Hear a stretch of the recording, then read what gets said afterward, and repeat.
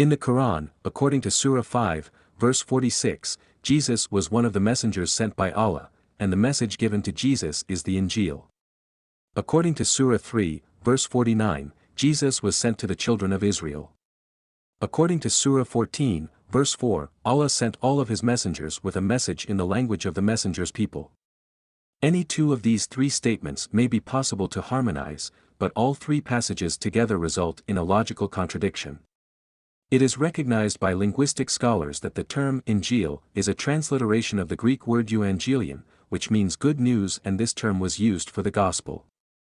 Arthur Jeffrey, Ludovico Marachi and Sigmund Frankl are some of the famous Oriental linguistic scholars who identified the Greek origin of the word Injeel. When speaking in one's own language about a book that is written in a different language, one either quotes the title in the original language through transliteration, as the Quran did in case of the Torah, which was transliterated as Torah, or translates the title into a term which has a similar meaning in one's own language, as the Quran did in case of the Psalms, which it translated into Arabic as Zabur.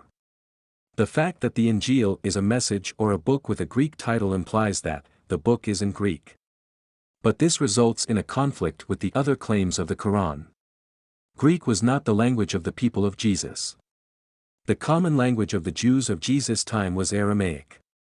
Although Greek was a transnational language in the Mediterranean world during the time of Jesus and was thus also understood by many of the Jews, it was not the native language of the Jews. Rather, it was the language of people who had invaded and occupied their land. Therefore, the three claims of the Quran mentioned earlier are in conflict. If Jesus had been sent to the people of Israel in their own language, it would have been in Aramaic, and his message would have had an Aramaic name. Just as the Aramaic translation of the New Testament uses the term Habashara for the Gospel. Even in our present world, there are many ignorant Muslim preachers who claim that the earliest available manuscripts of the Christian Gospels being in Greek proves that the Christian scriptures are corrupted. They further claim that the original version of the Gospel, which the Quran describes as Injeel, was in Aramaic. But the problem is, if Jesus' message and its title had originally been in Aramaic, then the author of the Quran would have referred to it using either its Aramaic title, or an Arabic translation of the meaning of that title, but certainly not by using a transliteration of a Greek term. Quran could have used the Arabic term al-Bashara, which is nearly identical to the Aramaic name. The use of the Greek title is a confirmation that the book itself was originally in Greek.